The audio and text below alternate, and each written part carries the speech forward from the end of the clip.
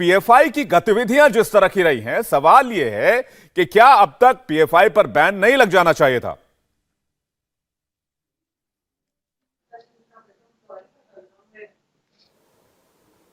पटना के जो एसएसपी का बयान था, जिसमें उन्होंने कहा कि पीएफआई वही एक्टिविटी कर रही थी जिस तरह से आरएसएस करती है, तो उससे तो ये लगता है कि वो ये बताने की कोशिश कर रहे थे कि उसी तरह की ट्रेनिंग और उसी तरह का एक सामाजिक संगठन है ये, कि जो खासतौर से मुसलमानों के बीच में जाके और इस तरह की जागरूकता पैदा करता है।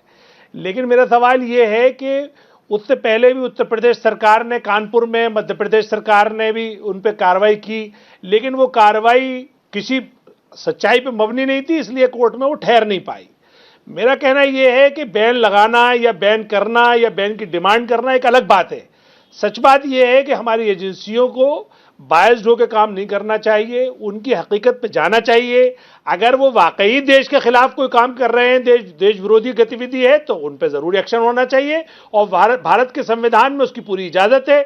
लेकिन अगर वो नहीं कर रहे हैं और हम बिना वजह एक शोर मचाने के लिए, एक माहौल बनाने के लिए या एक राजनीतिक फायदा करने के लिए कर रहे हैं, तो हम इसकी मुखालफत करते हैं। लेकिन हम किसी भी तरह की भारत विरोधी या देश विरोधी गतिविधि करने वाले का, किसी भी संगठन का हम समर्थन नहीं करते और उसके हम खिलाफ हैं। नहीं तो एआईएमआईएम का नाम तो इस तरह से नहीं जुड़ता है। आप कह रहे हैं शोर मचाने के लिए। देश में सिर्फ पीएफआई एक ऐसी पार्टी नहीं है, और भी कई मुस्लिम पार्टियां हैं। आपकी भी बहुत बड़ी पार्टी, हर राज्य में जाते हैं, चुनाव लड़ते हैं। आपका नाम तो ऐसी गतिविधियों में नहीं आता, आपकी पार्टी का नाम। फिर पीएफआई को लेकर शोर की बात कहां से आई? हाँ, तो मैं इसलिए आई क्योंकि पीएफआई पे पहले भी कार्रवाई हुई। पीएफआई पे उत्तर प्रदेश में कार्रवाई हुई, पीएफआई पे मध्य प्रदेश में कार्रवाई हुई, लेकिन वो कार्रवाई कोर्ट में नहीं टिक पाई। तो सवाल यह है कि देखिए, एक तो आरोप लगा देना, लेकिन आरोपों को साबित करना, जब तक आप साबित नहीं करोगे तब तक तो वो मुलजिम नहीं मानोगे, उसे मुजरिम नहीं मानोगे ना। तो इसलिए मैं कह रहा हूं कि अगर आप किसी पे बैन की बात करते हैं तो एजेंसियों को ईमानदारी से काम करना चाहिए। इसलिए नहीं करना चाहिए कि वो एक कोई खास विशेष वर्ग पे काम कर रही है इसलिए काम कर रहे हैं। और मैं साथ साथ ये भी कहूंगा, मैंने पहले भी आपके चैनल पे कहा है कि इस तरह की जो असामाजिक कार्रवाई, चाहे वो धर्म संसद वाले लोग कर रहे हों या उससे रिलेटेड और बहुत सारी जो संगठन बन गए हैं जो बाकायदा रेडिकलाइज कर रहे हैं युवाओं को, उन पे भी कार्रवाई करनी चाहिए और उनको भी बैन करना चाहिए और उनको भी इसी तरीके से हमें प्रोग्राम में लाना चाहिए, टीवी की डिबेट में लाना चाहिए, ताकि ये जो रेडिकलाइजेशन प्रोसेस है ये हमेशा के लिए खत्म हो और मुल्क में अमन रहे और शांति रहे। ठीक है, विनोद बंसल जी कुछ कहना चाह रहे हैं। आपने कहा कि बहुत सारे ऐसे संगठन हैं जो रेडिकलाइज कर रहे हैं। इशारा मुझे लगता है कि वीएचपी की तरफ रहा होगा और इस तरह के दूसरे संगठनों की तरफ, बजरंग दल जैसे संगठनों की तरफ आपका रहा होगा। विनोद बंसल जी इसका जवाब देना चाहेंगे। विनोद बंसल जी।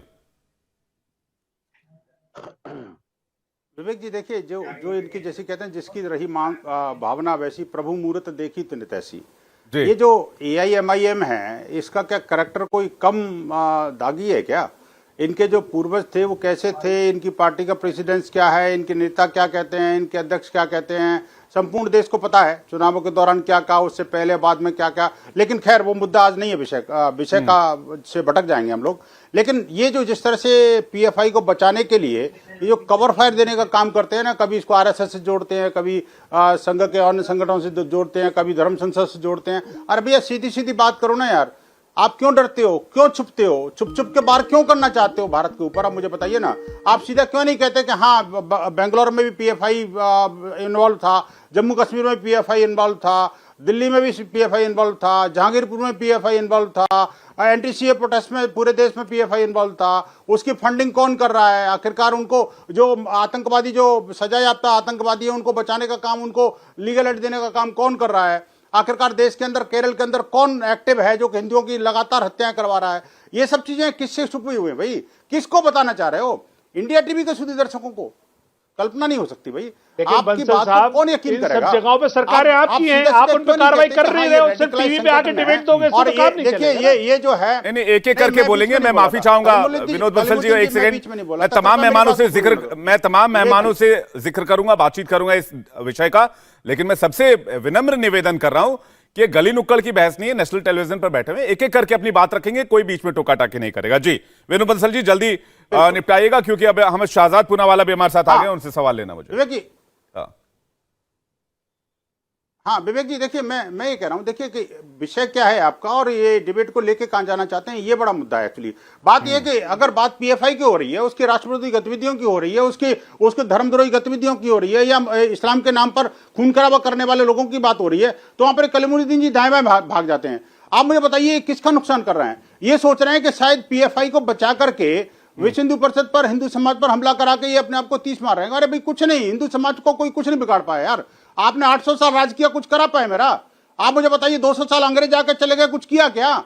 हाँ ठीक है कि आपने जो हमारे हिंदू समाज की जो जनसंख्या है, विनोद बंसल जी, 2011 की जनसंख्या पहली बार जो है ऐतिहासिक रूप से 80% से कम हुई है। विनोद बंसल जी, लेकिन ये भी मुद्दा आज वाला नहीं है विनोद जी। गुर्गे हैं, मुद्दा ये है कि बैन समाज को और पीएफआई को बैन करना चाहिए ना, मुसलमान को और इस्लाम को दिखा जाएंगे। ठीक है, नहीं मुद्दा ये है कि पीएफआई को बैन करना चाहिए और इसके लिए एक सामूहिक प्रयास की जरूरत है। लेकिन ये नहीं करेंगे इस बात को। जी नहीं, मैं ये कह रहा हूं इसके लिए सामूहिक प्रयास की जरूरत है। इंडिया टीवी हर वक्त हर जगह डाउनलोड करने के लिए सर्च करें India TV news Google play store या ऐप स्टोर पर।